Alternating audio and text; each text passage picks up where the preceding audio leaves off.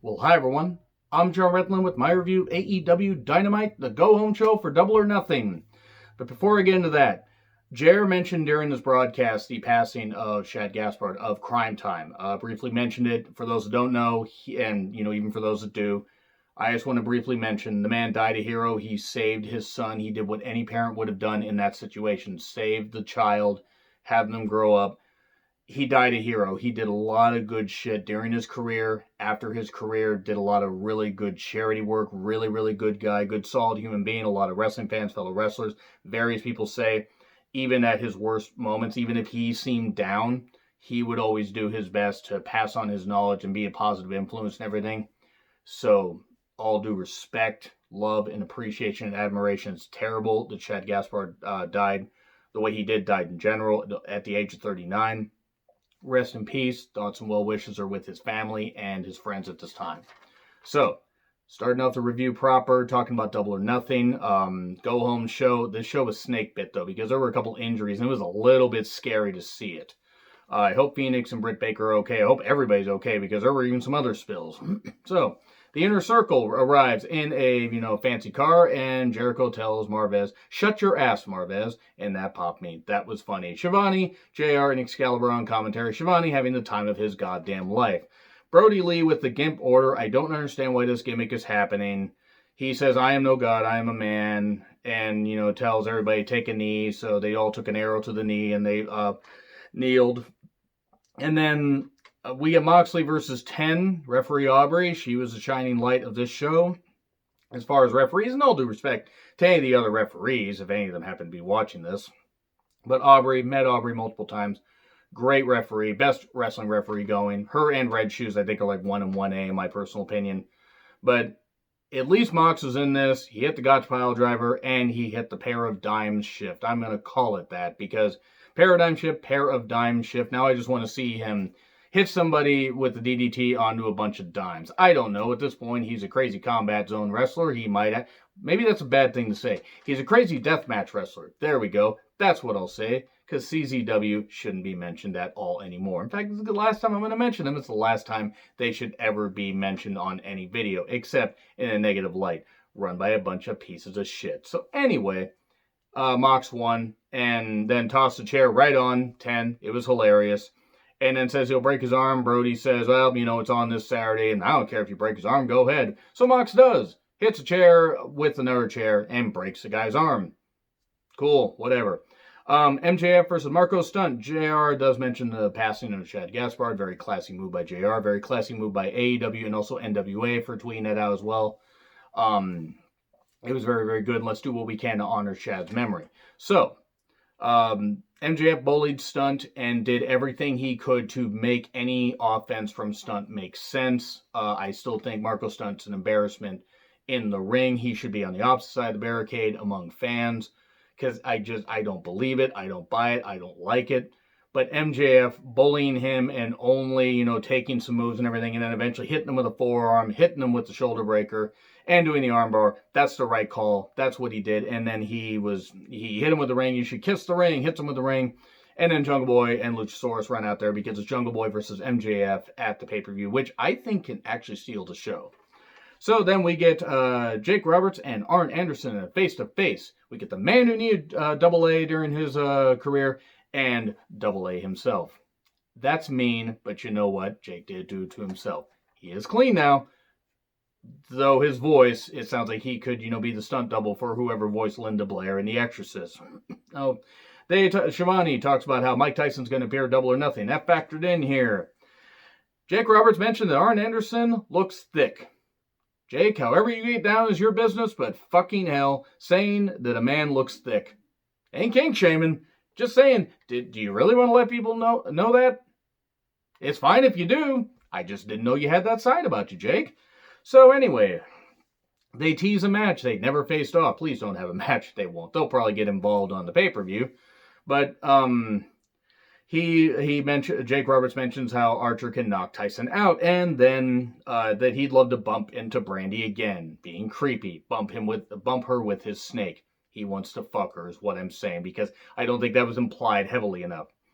And then R mentions DDP Yoga and says, well, you need to be really limber when I stick your head where the sun don't shine. And then the wind kept blowing the tablecloth and everything, and Jake tried to attack Shivani, and then Shivani got out of the ring, and they stare down. Darby then plays mime poker with guys that have paper cutouts of the various casino ladder match participants, and then a ladder set on fire. So it's par for the course for Darby. And then Pac apparently is stuck in England. So Pac's going to be the final surprise entrant for the casino ladder match, isn't he? We then get Phoenix versus Orange Cassidy. Look, I know Orange Cassidy's got his fans. I'm not saying he can't hit some moves. I don't like the gimmick, and I don't care. He hits some moves. Cool. Whatever. Fine. Cool. He didn't hit anything that I haven't seen at a bunch of other indie shows. But people like him. It's a divisive gimmick. I just don't care for it. Phoenix eventually won when Kip distracted, first by climbing on a ladder, and two, by wearing a shirt so loud the space station heard it, and was able to see and hear it and actually be able to feel that shirt. It was a loud shirt is what I'm saying. And then Phoenix wins. Cool. Okay. We then get a big old schmaz. Kazarian and Scorpio Sky dump Kip off the ladder. And then we get everybody in there. Everybody's just fucking in there. Everybody's in the match. Except Darby. Darby was the only one that wasn't there. Phoenix then does a dive, and he does a beautiful dive, jumps on the ropes, and does this, and then hits more floor than people. Ouch. He broke several things. Probably all bones in his body. I hope not, but fucking hell, he looked hurt. As one would be. The human body's not meant to hit the floor like that. And then Colt gets in there and does a cool move. Does a move off the ropes. And then Cassidy overshoots and looks like he hurts himself, so I hope he's okay. That really looked kind of goddamn rough. Hopefully everybody is okay. Phoenix, you're really skilled. I don't want you to die, for God's sakes. And then as Chris Statler is making her entrance, because she likes to boop everybody. Never mind. Shivani says, I've been booped many times, but it's been a while. Shivani and JR being dirty old men, but you know what? Shivani pulled it off because Shivani has a nice nature about him. JR just seems like a dirty old man. But it's Hikaru Ushida. Hikaru Ushida. That's how Dasha kind of says it. She's saying it like Ash from Pokemon, however you say it. You know, when she's just like whenever he actually this Ash is voiced by a woman, but throws out the Pokeball and everything and just announces it. That's what she makes Hikaru Ushida's name sound like. Anyways, it's Shida and Statlander versus Britt Baker, who is a dentist, by the way, and Nyla Rose. It's hype for both of the matches that we are going to get at Double or Nothing.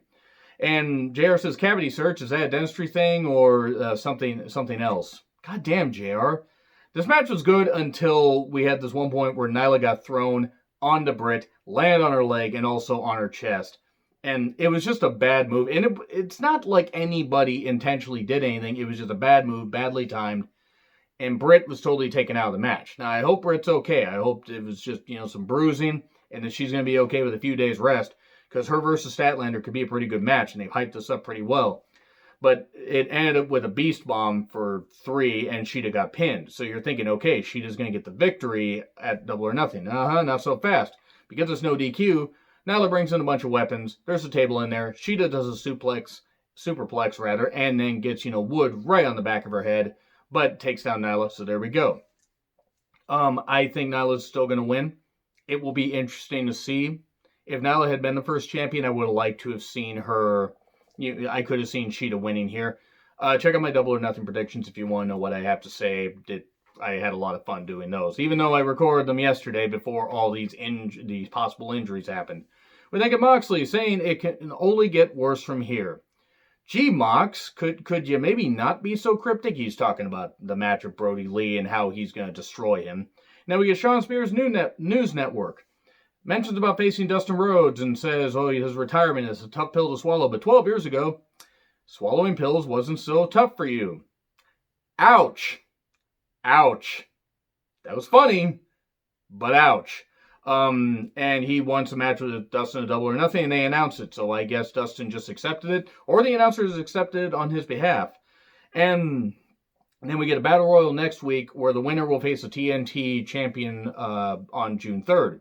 Okay, cool. They're hyping up some stuff.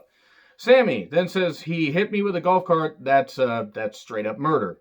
No, you know what? Never mind. Gonna just roll with this. That was pretty funny though. Sammy Guevara versus Matt Hardy. That's what I think of that match. Look, I like Sammy Guevara and I like Matt Hardy. Matt Hardy is really goddamn good, but you know what? Matt Hardy. Okay, let me rephrase that. Matt Hardy was good. Matt Hardy's a great character now. Matt cannot go anymore. This match was okay at times. It went on forever though.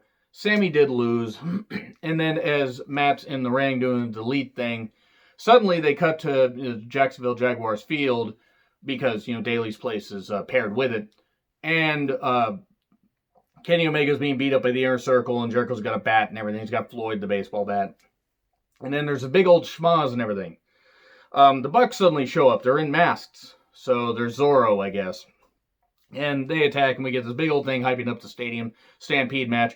And then, Hangman Page just does this freaking dash in a shirt really loud, not quite as loud as Kip's shirt, and does clothesline and everything. We get this big old thing, and then everybody separates. And then Hangman decides to leave. Okay, I've done my work. That's fine. I'm not necessarily aligned with the Elite, even though I'm tag team champions with Kenny Omega.